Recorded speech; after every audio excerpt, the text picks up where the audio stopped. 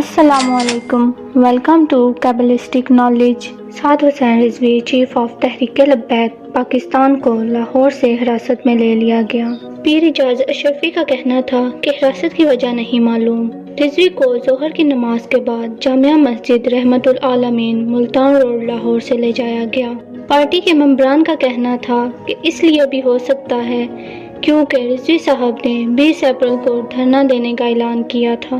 جب انہوں نے دھرنا دینے کا اعلان کیا تو دوسرے ہی دن انہیں حراست میں لے لیا گیا۔ فرانس کے رسالے میں توہین رسالت کی وجہ سے جب اس گروپ نے ریلی نکالی تھی تب پی ٹی آئی اور ٹی ایل پی نے پارلیمنٹ کی اتفاق رائے کے ساتھ فرانس ایمبیسیڈر کو پاکستان سے نکالنے کے لیے ایگریمنٹ سائن کیا۔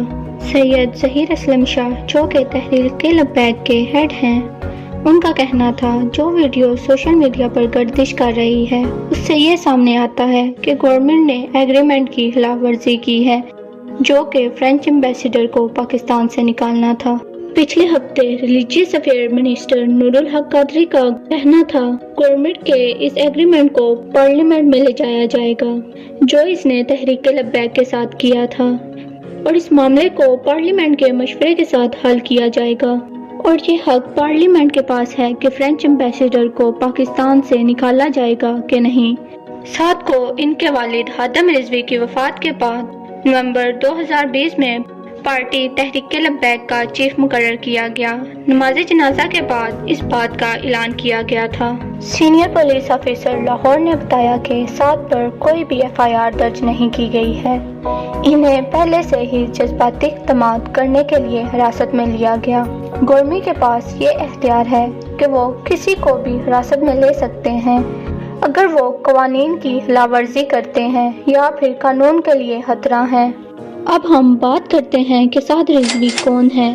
سعد رضوی علامہ خادم رضوی کے بیٹے ہیں اور ان کی عمر 26 سال ہے۔ انہیں پارٹی کے 18 ممبران کی شورا سے پارٹی کو چلانے کے لیے منتخب کیا گیا۔ سعد کو پارٹی میں کچھ سالوں سے دیکھا جا رہا تھا۔ یہ پارٹی میں ڈپٹی سیکرٹری جنرل کا کردار ادا کر رہے تھے۔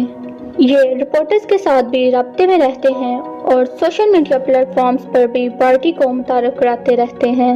سعد کے دوست کے مطابق سعد درجہ عالیہ کا طالب علم ہے جو درس نظامی سے پڑھا ہے۔ وہ ایک ذہین آدمی ہے جسے کتابوں میں دلچسپی ہے اور وہ مدرسے کے باقی طالب علموں جیسا نہیں ہے۔ اسے سوشل میڈیا کی اہمیت کا اندازہ ہے اور وہ اسے اپنے والد کا پیغام پہنچانے کے لیے استعمال کرتا ہے۔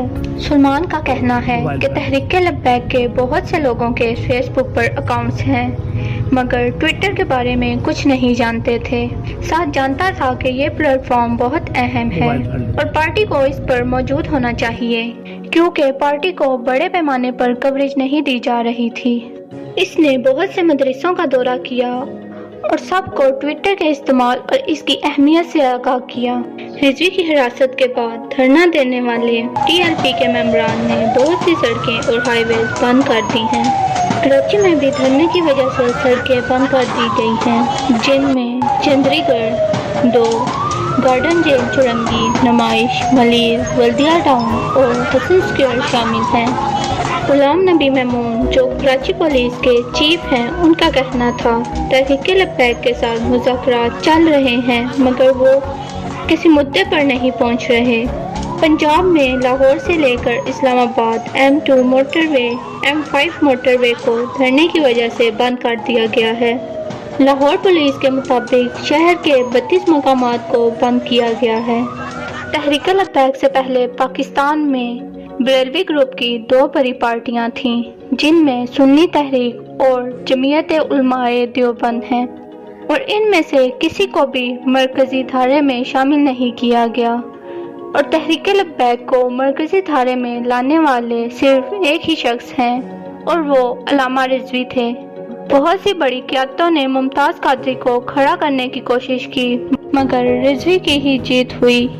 ان کی شخصیت ایک کرشماتی شخصیت تھی اور ان کا اپنا ہی ایک روب اور دبدبہ تھا جب وہ جلسے سے گفتگو کرتے تھے اور ان کے بیٹے کے لیے بھی اپنے والد کے مقام تک پہنچنے کے لیے آسان کام نہیں ہوگا۔ اگر آپ کو ہماری ویڈیو اچھی لگی ہے تو اس ویڈیو کو لائک اور شیئر کریں اور چینل کو سبسکرائب کریں۔ شکریہ۔